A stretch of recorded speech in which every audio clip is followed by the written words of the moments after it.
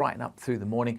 We'll see sunny spells and showers, but a fresher feel. Temperatures actually could be lower in the afternoon than in the morning, despite some afternoon sunshine. Those gusty winds making it feel cooler, and those gusty winds just continuing to throw showers in across Scotland and Northern Ireland as we go through tomorrow night. By the time we get to Thursday, we're left with a mixture of sunshine and showers. Certainly lots of showers, still on a brisk wind for Scotland, Northern Ireland, parts of North Wales, North West England, but not too many showers getting to eastern parts of England or across the South Midlands, South Wales and Southern England. Some good spells of sunshine likely on Thursday. Still quite windy, but a bright and blustery day, not as windy as Wednesday, and temperatures a little higher in the mid to high teens.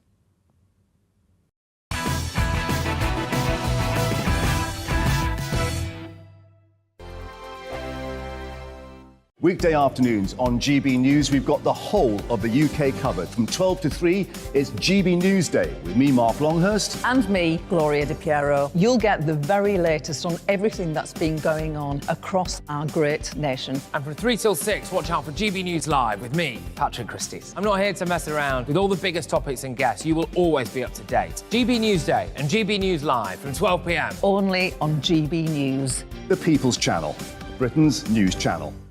Hello there, it's Eamon Holmes here from Breakfast on GB News. We're not just on your television and your screens, you know. We're on DAB plus digital radio, so you can listen to your favourite shows on the move. If you've not yet listened to GB News Radio, it's very simple. We're on your radio player and TuneIn apps, on your smart speaker, phone or tablet, or online at gbnews.uk. Take us with you wherever you go. GB News Radio. You never have to miss a moment of the People's Channel. Join my show Farage, 7 p.m. till 8 p.m. Monday through Thursday. And there you will get opinion, analysis, debate, and I'll cover stories that nobody else dares to touch. You've been cancelled. Join the club. Oh my goodness me. And then for the last 15 minutes, talking pints. We're over a drink. We have a civilised conversation with someone. We very often disagree, but we do it in a grown-up way. Come and join me on Farage. Hello, I'm Simon Evans. Join me on GB News for Headliners at 11 p.m, where I'll be joined by two of the country's top comedians as we take a look at tomorrow's newspapers tonight. If it's a big story, we'll be covering it, I guarantee, but we'll also have some fun along the way. That's GB News Headliners at 11 p.m. We won't put you to sleep, unlike some of the other paper review shows out there. So join us, 11 p.m, 7 nights a week.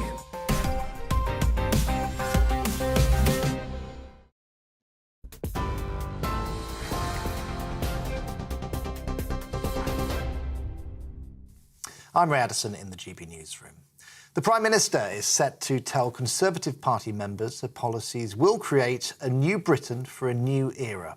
During her first conference speech as leader, Liz Truss will insist she has the right plans for reform, claiming the government can no longer delay efforts to boost economic growth. Ms Truss will be hoping the speech will help to restore morale following a U-turn over tax. In a GB News exclusive, the Chancellor has told us an announcement detailing his medium-term fiscal plan will not be brought forward and will be delivered as planned on the 23rd of November. Kwasi Kwarteng has been under pressure to give more details on how he'll reduce the country's debt. It follows market turmoil, which saw sterling initially plummet after the mini-budget was announced 11 days ago. The Chancellor says fiscal decisions were made during a difficult period. The Home Secretary has imposed a blanket ban on anyone entering the UK illegally from seeking refuge. Suella Braverman has used her conference speech to announce the government's latest attempt to curb the growing number of people arriving on UK shores. Under new plans, migrants crossing the Channel will be banned from claiming asylum in Britain. It's as the latest figures show that more than 33,500 migrants have arrived so far this year. We're on TV, online and on DAB Plus radio. This is GB News. Now it's time for those headliners.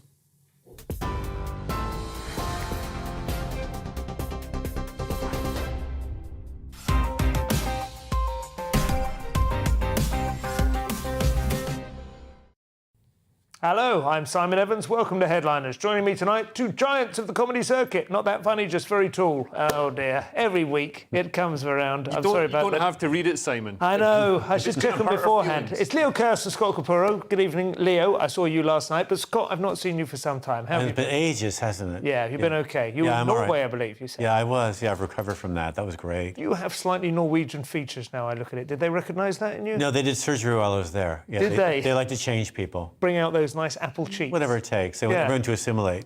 Yeah. Yeah. Well, they've got the money, haven't they? They've looked after their oil cash much better than we have, but we don't resent it. Let's take a look at tomorrow's front pages. We will start with the Daily Mail. They lead with official police to attend every burglary. Not sure that is quite the lead story of the day, but we've gone with that in the Mail, and also it's always the ones with dirty hands pointing the fingers. Wonder what that story's about. Police chiefs have agreed for the first time to send an officer to every burgled home anyway. I'm sure that will be a great relief. Wednesday's Telegraph leads with disruption is the price of success, Prime Minister insists, and also Russian troops forced to retreat to Kyiv as Kyiv makes lightning advance. Very sibilant headline there, but that's not their fault. They didn't know it was going to be read aloud. The Independent leads with Prime Minister fights to keep cabinet in line as splits deepen. God, I'm going to start reading off the papers. The autocue has got terrible spelling errors throughout. The Guardian leads, and the Guardian now is surely going to come out with its own spelling mistakes. It could be neck and neck. The Tory turmoil amid claims of coup to oust Truss. Coup to oust Truss as a kind of pathological phenomenon about it as well. And there is a picture of, I think that's Willa Braverman, isn't it? It's at some distance, adopting a almost orc-like pose there. She seems to be carrying of an invisible human skull. Cabinet in chaos as bitter infighting over U-turn triggers warning Prime Minister may face a critical 10 days.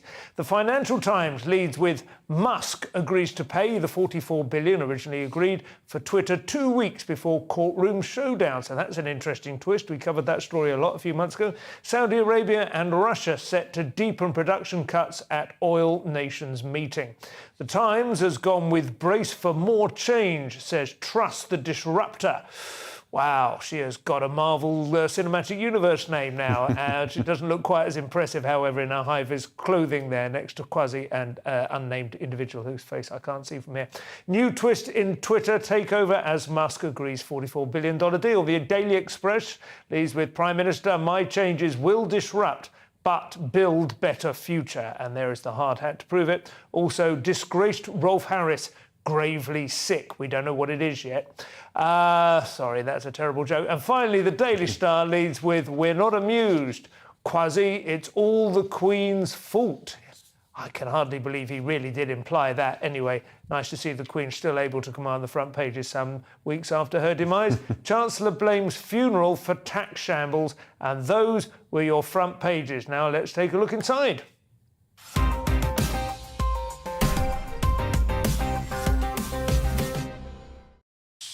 So, Scott, you're going to lead us off with Wednesday's Guardian and cabinet carnage at the conference. Yes, Truss's cabinet in open warfare over key policies and coup accusations. Apparently, she's managed to make a U-turn on her 45p tax. And on benefit cuts as well. So the Home Secretary is accusing fellow Tory MPs of a coup against the Prime Minister.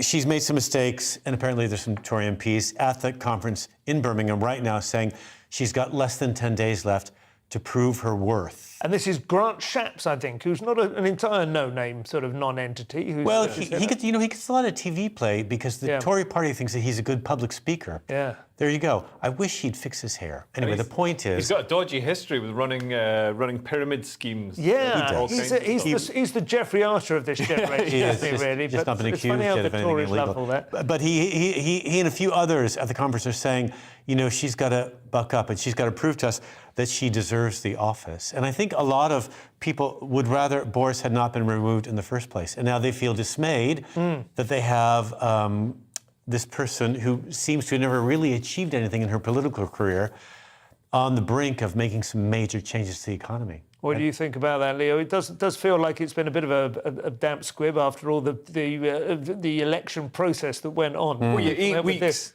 An 8 weeks election process was obviously far too long, and during that 8 weeks, the Tories were all fighting at each other's throats. And then, you think maybe once they've chosen a leader, it might be, maybe just for at least a couple of weeks, rally behind her and see what she does. I mean, it's worth pointing out that Thatcher also had some terrible times before she became really popular. In 1981, she had an annus horribilis, and then I think it was saved by the Falkland War. She's generally perceived to have been saved by the Falklands War. And the oil revenue starting to flow in at that point as well. But you're absolutely right. The Tories have usually had that knack, haven't they? That is one thing they normally do. They did, and she had some pretty rickety economic policies came forward at the beginning of her.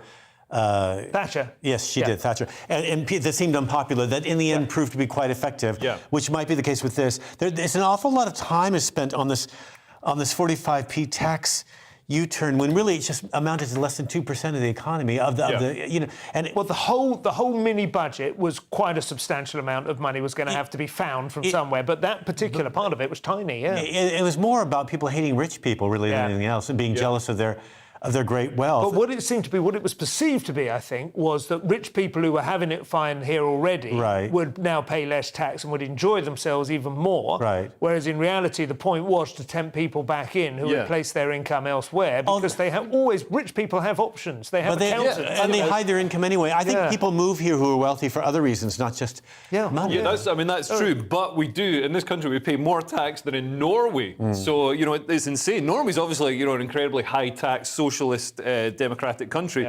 But, for us to be paying more taxes, we're paying the most tax we've paid in decades. I think you've got to go back to, the 1950s or something to certainly bringing down that thing to the 40p, that was all it was under Blair. I mean, it was hardly, it's not going back to the days. I mean, but we remember when the Beatles did Taxman on in the Revolver, it was 95% or something was the tax. But it's not that bad now. I did feel it was an extraordinary overreaction, and I totally agree with you. They stood for their own benefits and would have held their ground. I'm sure these 32-point leads would have contracted again. But it's terrible getting such a negative reaction, a review over 2% of something. It's like having a critic come to watch our show at Edinburgh for 2 minutes and then give me a 1 star, which has happened. Yes. And it was quite painful, when you've got the single wrong audience member in who's being disruptive and you can't get away with it. Yeah, absolutely. I think also now what they've done is they've revealed the Tory party to be, as I think we were saying yesterday, essentially a coalition of some really quite disparate views on how to approach this coming crisis, and that's not a good look at all. That's what people don't like voting for, a house divided. Nobody votes for that. I think the party itself is angry that Brexit hasn't been repaired and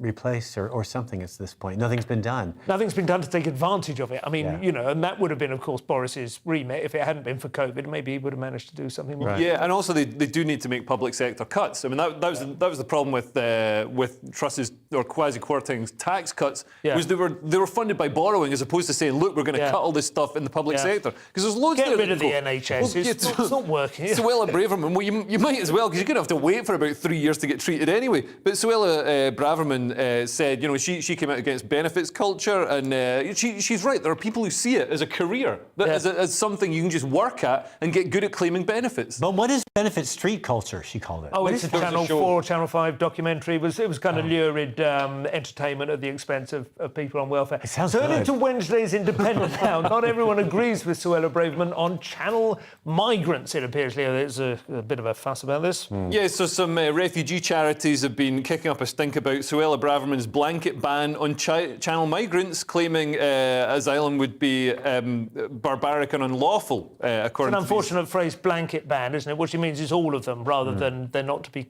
kept warm, right? Yeah, absolutely. And it's something that works in Australia. In Australia, if you come into the country illegally, then you forfeit any right to stay in the country. And so people don't do it. And it makes sense because it's very dangerous, crossing the sea on rickety dinghies and things to get into the country. It's dangerous and also funds these criminal groups of traffickers. So, it's a good idea to reduce it as much as possible. But yeah, these refugee charities are saying it's clear that the Home Secretary cares only for keeping people out, not keeping them safe. But what about the people in this country? I mean, some asylum seekers, some people abuse the asylum seeker to get into the country to commit horrific crimes. There was the potentially horrific attempted bombing in Liverpool. Luckily, he just blew himself up. He tried to blow up a maternity ward. This was Emad al-Swahin. He was using the asylum system to stay in the country, and they can game the system. So they come here and they say, I've converted to Christianity, so you can't send me back because I'll be persecuted, when they haven't converted to Christianity. I think it's fair to say as well, you don't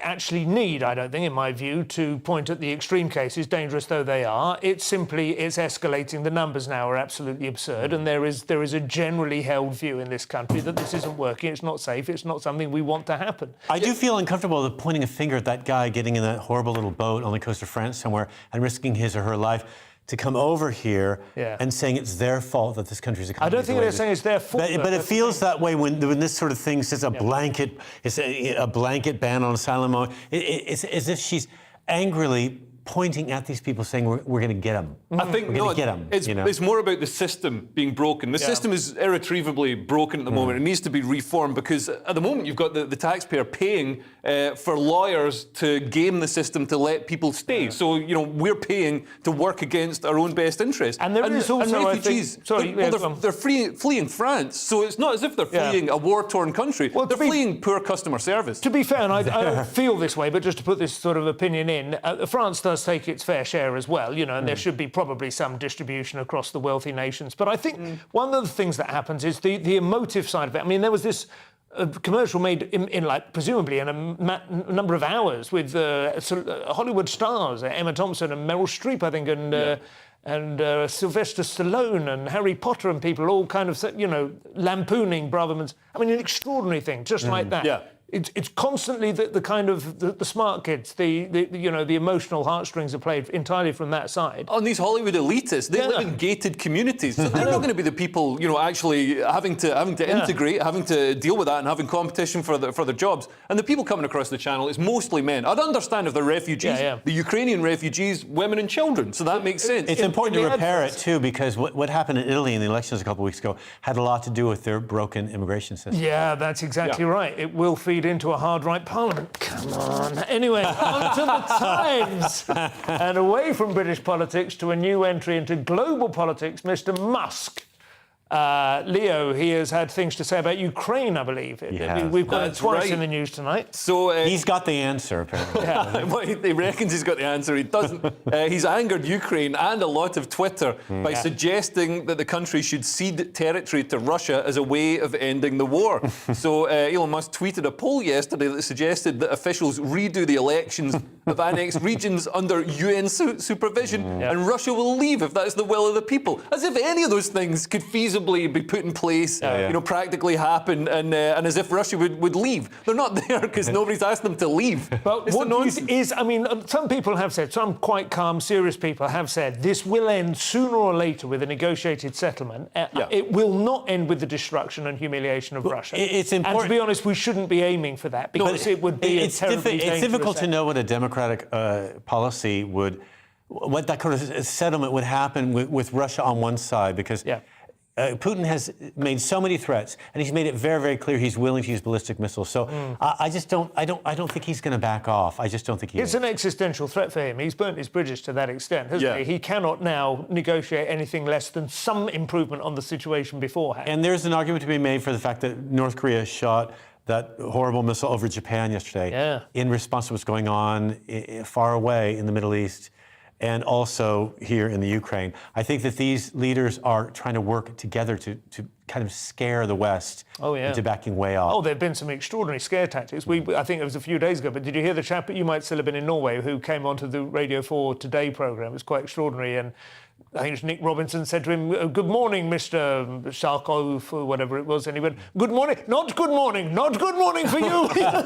Missiles raining on London. I mean, it was extraordinary. It was like something out of Dr. Strangelove. It was madness. But touch wood, I think we can relax about the threat of nuclear annihilation a bit. Because for a start, I don't think Putin's intercontinental ballistic missiles would actually work. I mean, he can't get tanks and trucks to work, or troops to work. Ironically, he needs Elon Musk's technology opportunity probably to get the driverless missiles to... But Musk is wrong about Crimea because, I mean, although Crimea has historically been part of the Soviet Union, it's been a sort of autonomous state with, Tatars and all the rest of it. And they haven't had a great time under the Soviet Union. The two massive famines, including the Holodomor. So, it's not like they're like, oh my God, the glory days of the Soviet Union where we had to eat our Labradors. Absolutely true. They still have the bones coming through the ploughed land somewhere. Yeah. I will say the Crimea, I have looked it up quite recently on Wikipedia. It's an absolutely fascinating history. It's been under, I would imagine, more various occupying forces over the course of the last 2,000 years. Like most of that part of the world has been. It's been an absolute crossroads. There's no way of saying it's traditionally this or that. It's not like Scotland. When you go to Slovenia, you have better Italian food than you do in Rome. You go to Slovenia, it's like, why are these people so beautiful? Because everyone's invaded them. They've all wanted this piece of land. Absolutely correct. I mean, and its history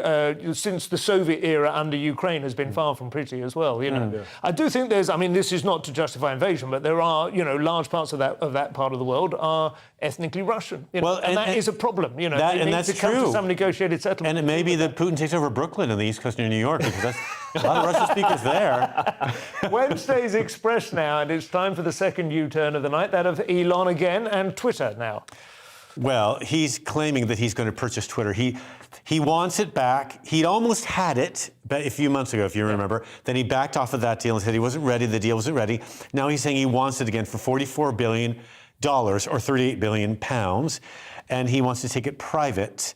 He says the board is terrible. They don't know what they're doing. Yeah. And the previous owner, Jack Dorsey, agrees with him. Yeah. He says that Musk can make a better Twitter, a freer Twitter, and he says. Also, Musk said that he wants it because he wants to make free speech actually free. He wants people to feel as though it's a platform that anyone. He won't ban it. What he's saying, I think, he's going to bring everybody back that was banned. Right. Meaning, I think, Like all those little demons in the Little Mermaid when Ursula is killed and all those little people come out of their jars. They all do. They come out of their shells. They do, yeah. They're all going to come out. Let's not reference Is Trump on Twitter again? Is he on Twitter? Oh, he'll be back, I'm sure. Well, with Musk. Very funny accounts have been banned over the years. Yeah, this is the thing. I mean, people like the Babylon Bee get banned. Yeah. And they're a satire. They're banned for fake news, but it's satire. It's, by its essence. In the last 2 years, a number of very great, good quality, seriously funny accounts have been banned on one specific issue, which is misgendering and dead naming. It's been absurd. Yeah, also, libs of TikTok, which all libs of TikTok does is repost content that crazy liberals have posted, and they've been taken down for spreading hate. And it's like, they're not spreading hate. It's just the things that they're doing are so hateable. Showing you the reality of what's happening. If people hate that, that's a sort of understandable reaction. I think Musk is trying to avoid a court case with this too, because on October 17th, he's about to be taken to court because of his last deal that he walked away from. Well, the bad deal, he said it was because there were too many bots that weren't real accounts, it turned out. And I think that was kicked around a little bit. I imagine he has decided that he is legally obliged to go through with the deal or it could cost him. I think that probably is it. And I think also... At the same time, also, the share price has gone up in the meantime. It has. There's some sort of suggestion that he's getting a good deal. That's what he's trying to do, He's trying to kick the share price. He's no idiot, when it comes to... Well, he's anyway, the richest person in the world. I think it will improve. But he may quite possibly have overlooked some other aspects of... I mean, it's like being the world's policeman, isn't it? It used to be the British, now it becomes the Americans, and you find out there are certain... tricky aspects to that. Running the town square, it's not necessarily easy. But I think his heart's in the right place. And it's harming Tesla as well. Tesla's share price is dropping because obviously those investors are worried that his eye is off the ball. Yeah. And he's, now focused on Twitter instead. Tesla share prices, though, have been so absurdly high. Over the last sort of 2 years, they quadrupled, I think, or something over the period of that time when there wasn't really any extra demand for electric cars. They've built a few batteries for third parties. Anyway, that's all part one. Coming up, we've got Meghan Markle fighting sexism, hurrah! Kanye West fighting racism, marvellous. And football referees fighting. For their rights. We'll see you in a couple of minutes.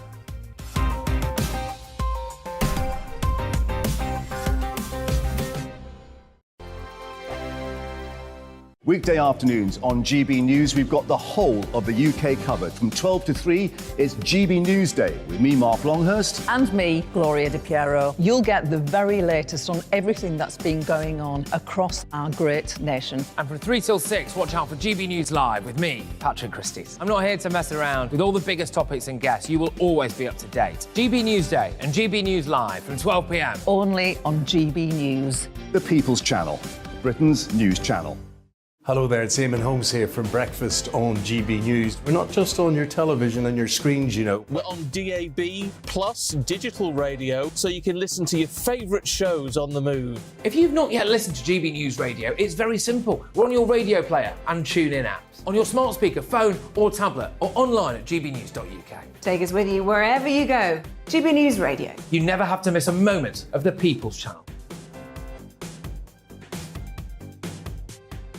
Join my show Farage, 7 p.m. till 8 p.m. Monday through Thursday. And there you will get opinion, analysis, debate, and I'll cover stories that nobody else dares to touch. You've been cancelled. Join the club. Oh my goodness me. And then for the last 15 minutes, talking pints. We're over a drink. We have a civilised conversation with someone. We very often disagree, but we do it in a grown-up way. Come and join me on Farage. Hello, I'm Simon Evans. Join me on GB News for Headliners at 11 p.m, where I'll be joined by two of the country's top comedians as we take a look at tomorrow's newspapers tonight. If it's a big story, we'll be covering it, I guarantee, but we'll also have some fun along the way. That's GB News Headliners at 11 p.m. We won't put you to sleep, unlike some of the other paper review shows out there. So join us, 11 p.m, 7 nights a week.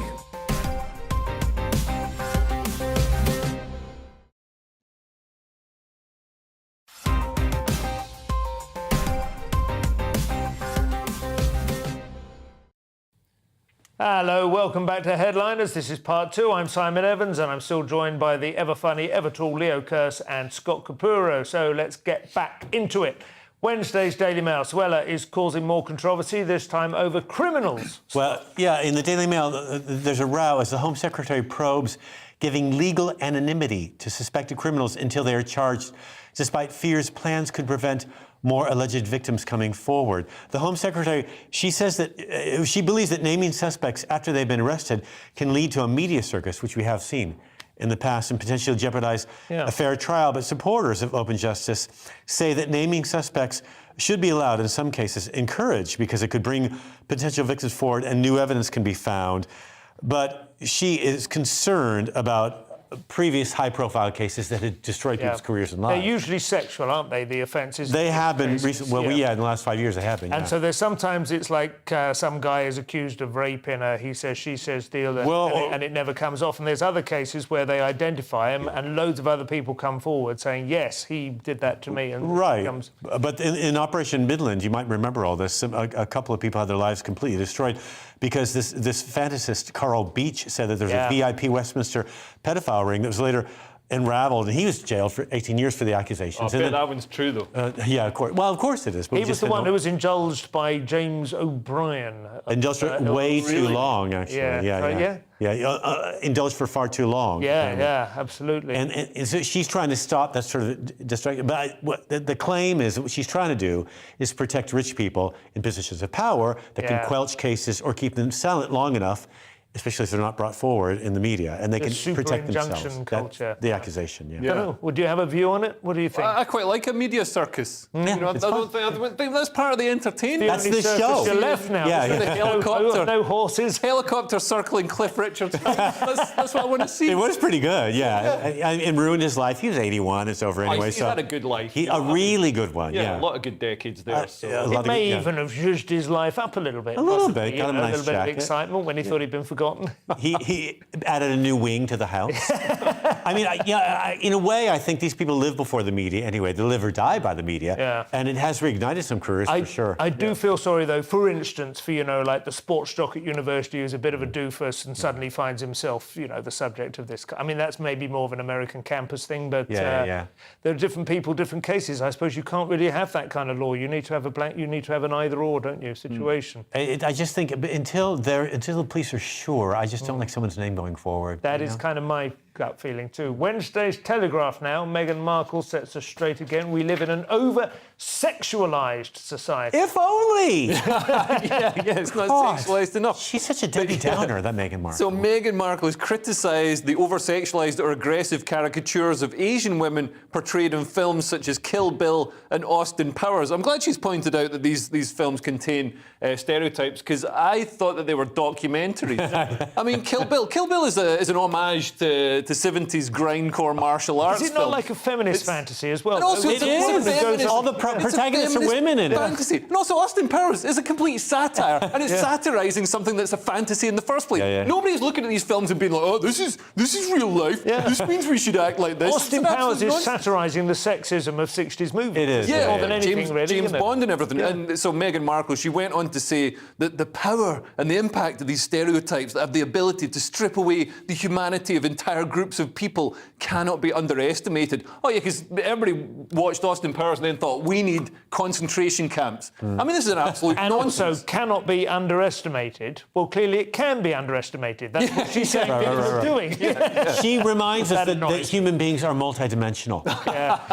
Including her. Yeah, exactly. And it's hard to believe that someone who seems to be so in touch with culture and society and has, she's an actress. She knows what it's like to get a great role in a film. I think Kill Bill is one of the best films of the last 20 years. I love it. Also, isn't the name Meghan Markle sounds like a kind of starlet from Austin Powers, doesn't it? I mean, double M's. If she were lucky. Also, these films are 20 years old. It's like when comedians, when people say, right-wing comedians, they're all like Bernard Manning. It's like you've literally gone back 40 years to prove your point. It proves that we're not like that anymore. Somebody the other day was like talking about there's a movie out at the moment. It's called The Woman King, I think, and it's about an African tribe who I think the true story is they refused to give up the slave trade when the Royal Navy decided it was time to end or something.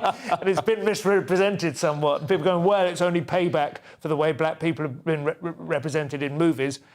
Like in Birth of a Nation, like in 1912 or something.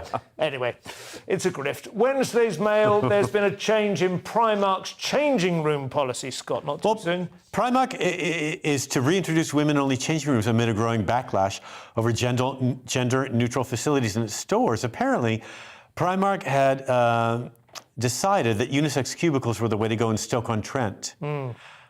So a man burst into what a woman thought was her own changing room, and she was undressing, and he seemed as shocked as she was, and neither of them knew what to do, and they went out to complain. Both of them did. To defend himself. And the sales representative said, we only have unisex now. That's all we've got, so deal with it. We covered the story, maybe a different story a couple of days ago, and a woman was in her car videoing herself terribly upset because it had happened twice.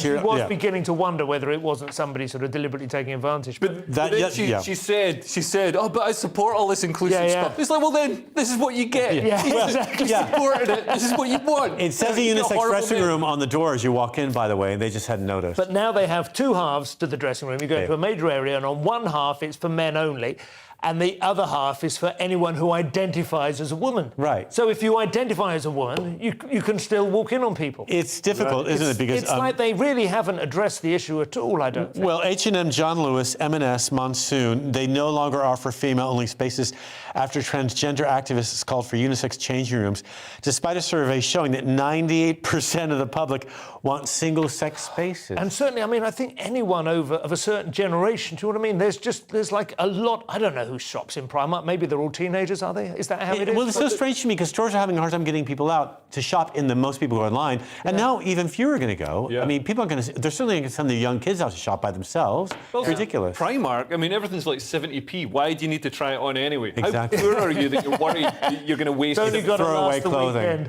Wednesday's Express. There's been fury in Paris in reaction to Kanye West's latest fashion choices, Leo, apparently. Yeah, so Kanye West has sparked anger online after he wore a White Lives Matter T-shirt at a Paris fashion show, and he was joined by right-wing commentator Candace Owens, who's also black, by the way, and who also wore the White Lives Matter shirt. And he said, "You can't manage me." I like him. He's a sort of maverick. He always does stuff to wind the right people up. We've got a picture of them there.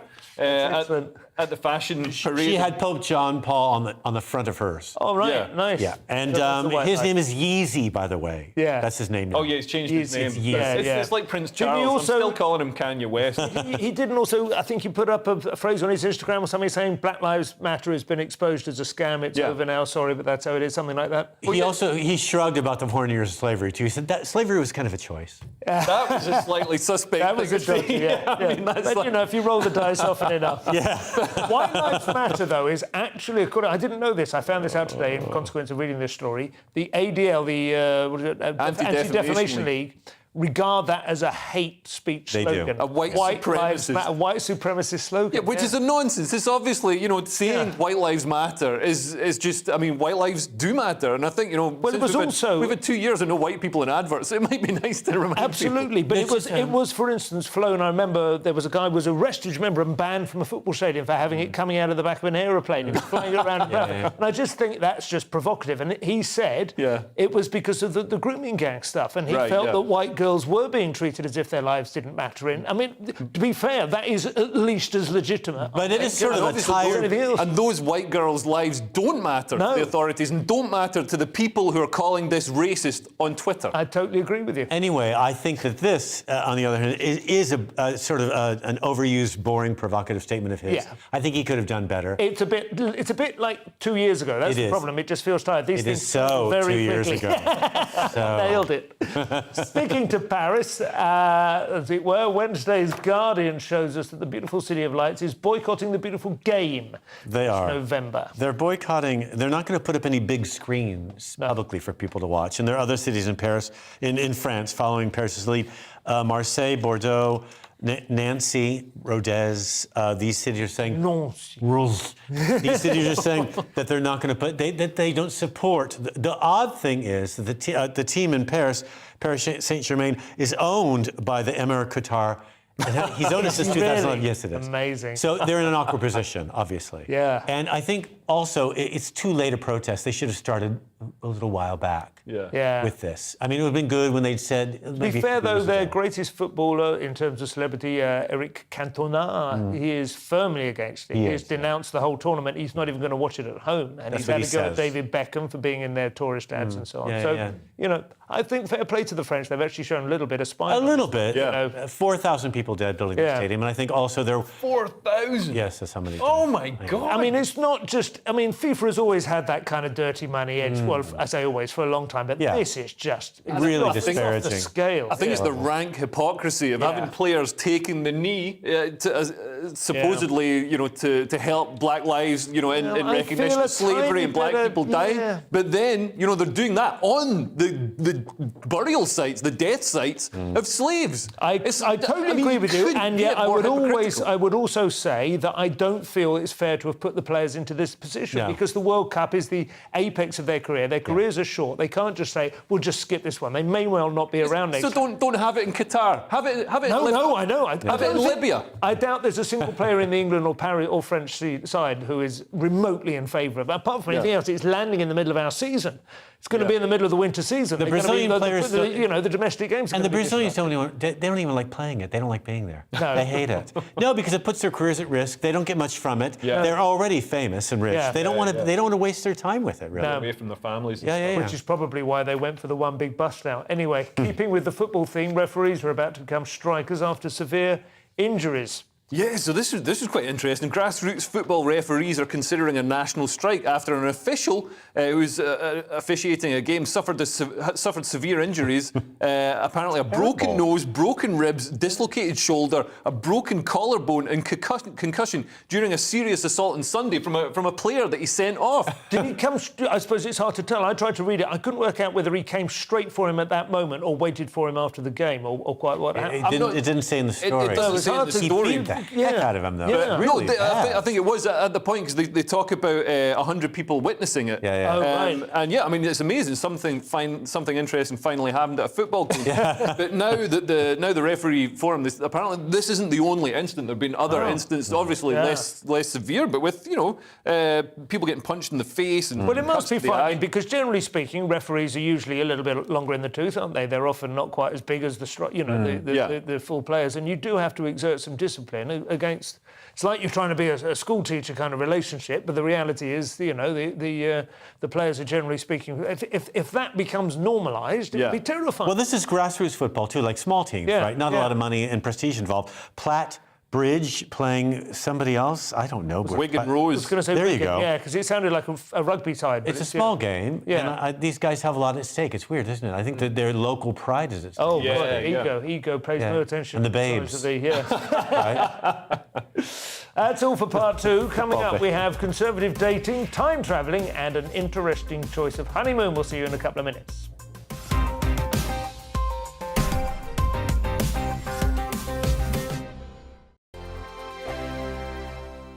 Weekday afternoons on GB News, we've got the whole of the UK covered. From 12 to 3, it's GB News Day with me, Mark Longhurst. And me, Gloria Di Piero. You'll get the very latest on everything that's been going on across our great nation. And from 3 till 6, watch out for GB News Live with me, Patrick Christys. I'm not here to mess around with all the biggest topics and guests. You will always be up to date. GB News Day and GB News Live from 12 p.m. Only on GB News. The People's Channel, Britain's news channel. Hello there, it's Eamon Holmes here from Breakfast on GB News. We're not just on your television and your screens, you know. We're on DAB plus digital radio, so you can listen to your favourite shows on the move. If you've not yet listened to GB News Radio, it's very simple. We're on your radio player and TuneIn apps, on your smart speaker, phone or tablet, or online at gbnews.uk. Take us with you wherever you go. GB News Radio. You never have to miss a moment of the People's Channel. Join my show Farage, 7 p.m. till 8 p.m. Monday through Thursday. And there you will get opinion, analysis, debate, and I'll cover stories that nobody else dares to touch. You've been cancelled. Join the club. Oh, my goodness me. And then for the last 15 minutes, talking pints. We're over a drink. We have a civilised conversation with someone. We very often disagree, but we do it in a grown-up way. Come and join me on Farage. Hello, I'm Simon Evans. Join me on GB News for Headliners at 11 p.m, where I'll be joined by 2 of the country's top comedians as we take a look at tomorrow's newspapers tonight.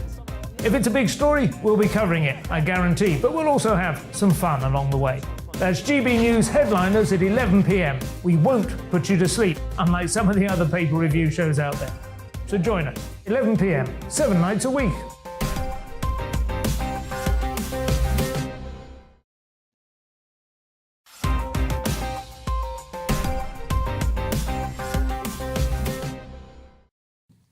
Welcome back to Headliners. I am Simon Evans. I have Leo Kirst and Scott Kapura with me. Let's crack on with the final third. Wednesday's Guardian. And after he was attacked on stage in August, it now looks like Salman Rushdie is among the favourites for a Nobel Prize, Scott. That's what it takes. Yeah. Get stabbed in the neck, you get a Nobel Prize. It's a mercy Nobel. See, a little bit. He was stabbed early in the year at a public lecture, Salman Rushdie, and now he's among the favourites for the Nobel Prize for Literature. And that would be quite unusual, wouldn't it? Because they normally give it in recognition of a recent work. I know that it's like a lifetime's work, but it's usually one that tips them over the edge. And he hasn't written anything significant for a while. Well, this is like Ukraine winning the Eurovision. Yeah, right. Yeah. You know, there's nobody else. A little bit. He's famous for the Satanic Verses, but he has written something. Apparently, and I was looking for it. I neglected to bring my phone, but I couldn't find any reviews. Children is the most famous. Yeah. Well, that's the one that won the Booker Prize, and then it also won the Booker of Bookers. I think, right. About 30 years or something. So, but I think he's love it. But you know, it's I think that people think he's changed kind of the face of literature, or he's been very brave. Somebody's changed his face. Yeah, his face has been changed now, and a little scar that's going to be And he would be the first Indian-born writer to win since a poet took the prize in 1913. Oh, I didn't know that. Well, that's interesting. Well, I think I would endorse that. Yeah. It would also be nice to see regime change in Iran after the Ayatollah issued the fatwa, and it looks like the Ayatollah is on pretty shaky ground at the moment. Oh, so it's a bigger swell of opinion against, or like a street energy against him, isn't there? Than ever before. Yeah, the fatwa's never been formally lifted, although they've distanced themselves from it in the recent past. That's obviously not what they're protesting about in the streets of Iran. No, maybe a couple of readers. Yeah, mainly it's about the beating of that woman to death by the morality police. And just the economic devastation in Iran. Yeah. I mean, GDP per person has gone down from $8,000 to $3,000 per person, which is an incredible slump. Over what period of time? Like this year? No, this is over quite a few years. Right. But these people they're really well educated, the young people there. It's free higher education, and they have nothing to look forward to. Yeah. I think they're protesting about that in the streets. They have a very high uptake of higher education among women, and of course, historically, before the 1979 revolution, it was a very successful, thriving, fashionable, aspirational society. For people with money. But we have moved on from. We must recognise, Salmon. We mustn't be too bitchy about it. Maybe it is his time. Is there anyone else in the running? I think I saw Stephen King's name. There is 17-1. They're giving him. That's amazing. As rating Stephen King, and Margaret Atwood is in there for 9-1. Okay. Yeah, these are the nicer odds. I also saw Michael Houellebecq mentioned. Well done. Very one of the top ones, 5-1. He's a great writer. And Louise Gluck is in there too. Oh, okay. I don't know her. She's a recent winner, actually. Sorry, she's not in for the running. Yeah. Fair enough. And Hadi Maitar is the person accused of wounding Rushdie. He's not getting a vote. He's not. He's pleaded not guilty to both charges. Good for him. Yeah. Good luck. Wednesdays, I think he's been caught on one too many cameras for that to really write. Wednesday's Times and classroom history could be bigger and broader, Leo. I don't know why they've said that to you, as if it's some sort of recognition of your stature, Pat. So Earl Spencer, who's the brother of Diana, Princess of Wales, he's got a book festival, and he's called for a broader history curriculum. Right. Because he's criticised history teachers for just focusing on a niche curriculum that deals with Hitler and Henry VIII and fails to cover other pivotal events in British history, such as the sinking of the White Ship in 1120, which he's just written about. And amazing! What schools to buy 20 copies of? That would be quite a way to broaden the curriculum. We'll just throw a net around that. What amazing plug and a great PR to actually get it in I the don't know Times. why we're listening to Earl Spencer, apart from the fact that he's written a book, and I very much doubt if he's a world-class historian. No offence, but that would be my immediate Shots guess. fired.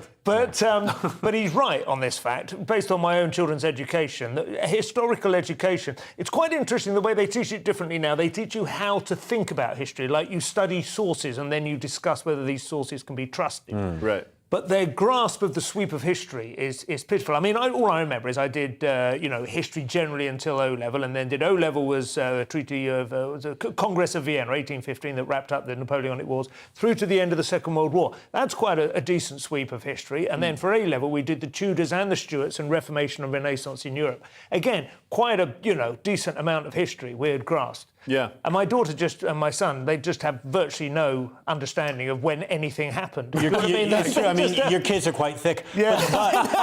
But the thing is, they're teaching kids how to access information now, not what to memorize. Yeah, because there's no point anymore. Everything's on their phone. Well, that's a good point. It's a debate, but I would think that would be a debate worth having. I think there is a point. Yes, I think you can think about things more clearly when you have a few facts at least in your head, and you can make connections between them rather than just knowing. Well, they're teaching them about Hitler. That's a fact, right? Yeah. That did happen, didn't it? But there are incredible sources to find out about history. There's Hardcore History, the podcast. They're like 5 hours long, these things, and they go really deep into the Gauls and stuff like that. So they would probably have more know-how if they listen to that once a week and remove one session from the curriculum. Going to school. Yeah, I would definitely support that. That's Tom Holland and Dominic Sandbrook, if you're looking for it, on your podcast server. Wednesday's Mail, and are you looking for love, Scott? Perhaps you should try this app. Well, there's a conservatives-only dating app funded by billionaire Peter Thiel, and it's ruthlessly mocked recently. Do you want to have a look at the video? I'd love to see it. Yeah. This is.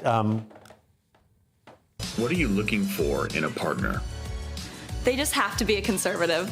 Why do you want to date a conservative? For me, at least I know that we're going to start off with some shared values.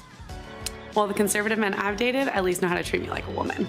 In my personal experience, conservative guys have better manners. And what's the biggest red flag when it comes to dating? A Democrat. No Democrats. A Democrat. Can't be a Democrat. A Democrat. That's easy. A Democrat. No Democrats. So no. Find the right match. Download The Right Stuff today. I can't believe that all these women who want to date Conservatives have vocal fry. The greatest tell of liberal tendencies among American women. Going away these people. But that aside, but it's that when I was single, it was interesting on dating apps. You'd never see girls being like, "Oh, no left-wing people," but you'd see plenty of women being like, "Oh, no Tories." And never kissed a Tory. So it's such a shame because I really wanted to date a hostile argument with hairy armpits. You don't need to have a T-shirt or an opinion. You just check the colour of the hair. That's kind of warned you up. Well, this person, Ryan McEnany, who 34, who designed this invite-only platform, is being mocked on Twitter for videos such as that. Yeah. And because he asks questions like, on there, you can fill in the answer. January 6th was ... Oh, wait. Expecting people to say, was a triumphant event. Yes. Almost saved our country. And that's what they're looking for. An insignificant little spat that is being used to distract us from the horrors of the Biden regime. Right, there's that too, yeah. So thanks for that. So yeah, it's something I think that people are using. They're looking for people who are like-minded. Although I think that dating apps are full of that. I don't think you need it. You can normally just tick a box, can't you? But maybe Conservatives just think, they're not for me, they won't be for me, so they don't even get it. Yeah, and also it's probably better to date a Democrat and then radicalise them into a Trump voter. And a bit of free song is good, massive isn't it? turn on. Yeah. Daily Mail next. Rumour has it one of our producers is also considering this trick to find love, Leo.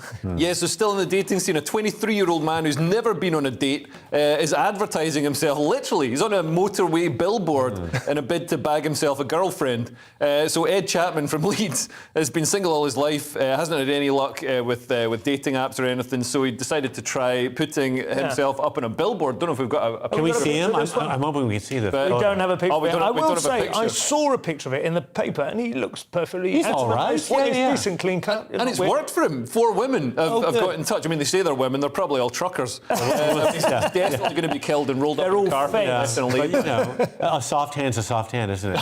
I mean, I felt bad for him. He's a bit of a sociopath, because he said, everybody's responding really well to this. And really, truly, no. It's in this country, maybe in the US, maybe where people they respond to that sort of flash. But people put their faces on billboards in the States anyway, don't they? I mean, Hollywood Boulevard's just full of people kind of advertising themselves as models. Or they throw their photos at you as you walk by a TV studio in LA. Yeah. But in this country, I think people have a bit more self-respect. I agree. This may be why he's been in the... But still, good luck to him anyway. Yeah. He's taken the plunge. This is The Times, an interesting way to prove you're up to the job, Scott. This Nigerian presidential candidate is proving he's fit for office on an exercise bike. He was filmed. Bola Ahmed Tinubu's exact age has not been verified. He's somewhere between 70 and 86. No one really knows. There he is. There he is. He looks okay. And he looks great, actually. Just that saddle, but basically he's hanging back quite a bit. I know, he is hanging back.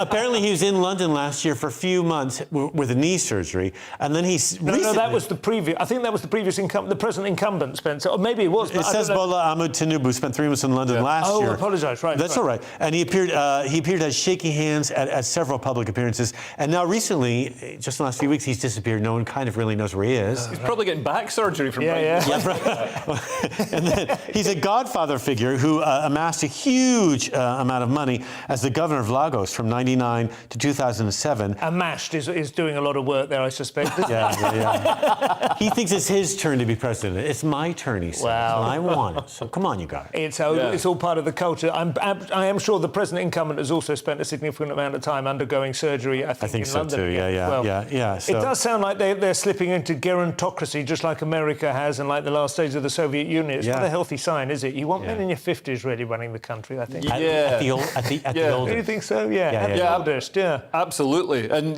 Nigeria is an incredibly wealthy country. And you'd be great in Nigerian politics. I mean, they need more diversity. I really want to do comedy there. I want to do stand-up there so bad. I'll tour with you. I'll come with you. Oh, what about the 3 of us? That would be amazing. Man, we could really kick it. We could really kick it. We'll just call it the headliner story. It's about time we monetise this deal. Moving on to the Daily Mail, and another reason not to get out of bed, Leo. So scientists have moved one step closer to a pill that can replicate exercise, so they wouldn't even need to take that step. So they've identified a stem cell in the body that morphs into a fat-storing machine when people eat high-calorie diets. And they found exercise could reverse this effect. So now that they know that exercise triggers the reversal, they can invent drugs that achieve the same goal by targeting these stem cells. They've also found that late-night snacking after 10 p.m., which is what I do when I get back from headliners, is really bad for you. It makes you store fat. Really but obviously, exercise is always going to be better than taking a pill, because a pill won't get your blood pumping. It won't get your muscles built up or anything, will it? But one by one, they're working on these things. I mean, some of the fat loss pills they have now do actually work if you get them on prescription, but there are some seriously effective drugs, and that's a very new thing. I mean, for decades, that was a lie, wasn't it? That was in the back pages of just Sunday speed, Times. really, wasn't it? Just well, exactly. There was that, which would suppress your appetite, but at a serious, cost your mental health and everything. But now they've got ones that really do hit that, and I think it will probably be ones who, I mean, steroids basically build up your muscle, right? But again, at a cost. But the same amount of exercise will deliver more muscle growth if you're on steroids than if you're not, right? So these things can be hacked. Right. It's just a question of what are the downsides at the other end of it. That's always the question. Does it mean I don't have to go to yoga class anymore? It'd be great. Right before this show, I spent 2 hours on my head. And but somebody said on Twitter, I mean, maybe this is an unacceptable opinion, but somebody said this on Twitter. I'm not going to try and steal it from them. I can't remember their name, but the fact is, not being in good shape is like a useful tell. When you meet somebody, it's a useful signal. Do you know what I mean? This is a person who has some self-discipline, who understands how the world works and understands what it takes to get ahead and look after themselves. That can be an important thing to know about somebody if you're trying to, if they're just somebody who's taking pills to replicate those effects. That actually is quite dysfunctional for society. But once one person does it, everyone's going to do it. Yeah, exactly. And then we'll have another thing we can't, tell about people. Another arms race. Some people would say that's a good thing, but I'm not sure. This is from The Sun, and some people claim to have witnessed time travel in an old painting, Scott. This is the kind of level of intellect we're dealing with. Time traveler woman seen holding an iPhone in a painting that was 150 years old. Viewers claim to notice this, but experts have a simpler answer. It's Ferdinand George Waldmüller's stunning creation. Can we zoom in on her? The expected She's walking down the path. She is. And she appears to be checking her phone. She has something in her hand, and she's being wooed by the guy with the flowers there, and she's ignoring him. What it actually is a prayer book. Yes. But people who have iPhones think it's an iPhone because that's what they stare at all day long. So this painting must be about me. It's more that people see mirrors than paintings now. Everyone's seen themselves in everything they watch. And it's the film I suppose it's quite sweet in a way, because a lot of people look at old paintings and think that's an attractive scene, but I see nothing in there to connect me with this person with this milk jug, and suddenly they've seen somebody just studying something instead of looking where she's going. They kind of go, oh, I do that. Yeah, that's me. She's playing Snake. It's like me. Oh, God. I think it's quite sweet in a way, but I can't believe it's news. Moving on to the Express, and the world will look very different in time, Leo. Yeah, so scientists have issued a warning that the Pacific Ocean is going to disappear as the Earth is going to form a huge supercontinent. It's done this before in the past. We had, was it Pangea? The supercontinent. It happens every 600 million years, and look out, because it's coming in the next 200 million years. All right. So this puts climate change into perspective anyway. The climate, obviously over 200 million years, the climate we'll go back to like ferns and dinosaurs and all that sort of stuff anyway. This shows we're going to sort of, it's going to be a nightmare for Is it going to be this? Because Pangea was the South America and Africa were locked together, basically, weren't they? That's why those shapes kind of match up slightly.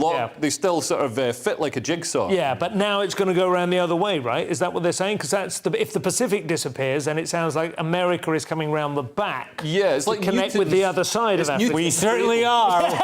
We're number one. Trump's dream. Disgraceful. Yeah. How does this stuff make you feel? Do you have any interest in it, or do you just think it's a complete waste of time? It's going to squish New Zealand.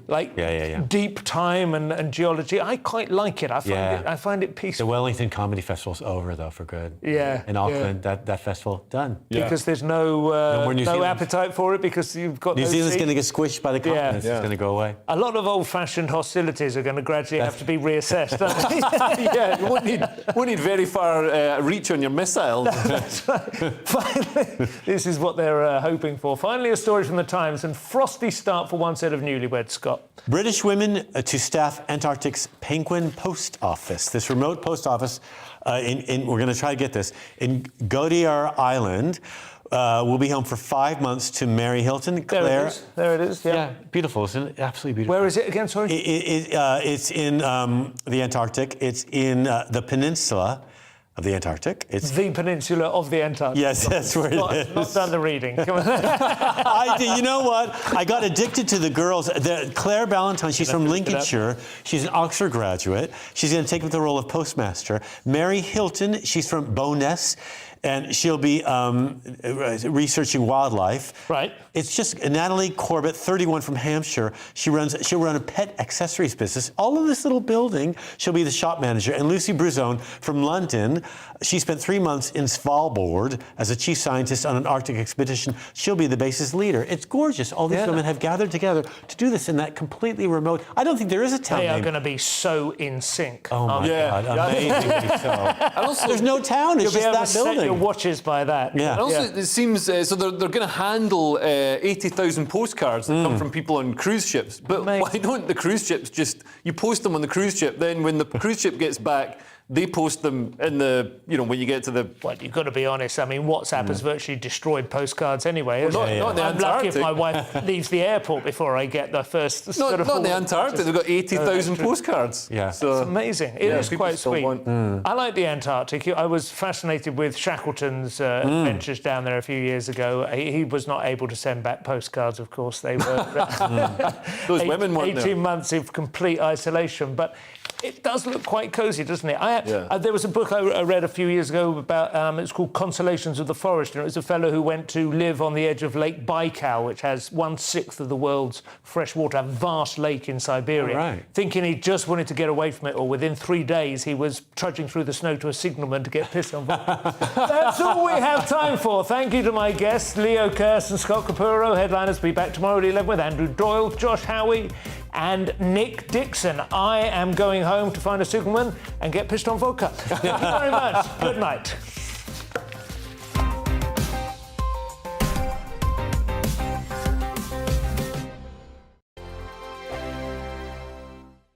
I'm Dan Wootton. Join me Monday to Thursday from 9 to 11 for the feistiest and most fun news debate on TV, where free speech reigns. I'll bring you a sharp take on the day's biggest stories, bombshell newsmaker interviews, and A-list guests. And I guarantee you, no spin, no bias, no censorship, and no reason to go to bed. That's Dan Wootton Tonight, Monday to Thursdays from 9 on GB News. On Mark Dolan Tonight, we have a simple plan, which is to inform, stimulate, and entertain in equal measure. It's all about getting your opinions on the national television airwaves. I love my viewer emails, mark@gbnews.uk. So do join me from 9 p.m. to midnight every Friday, Saturday, and Sunday for big guests, big opinions, and a big presenter. 6'5", don't you know? See you then on GB News.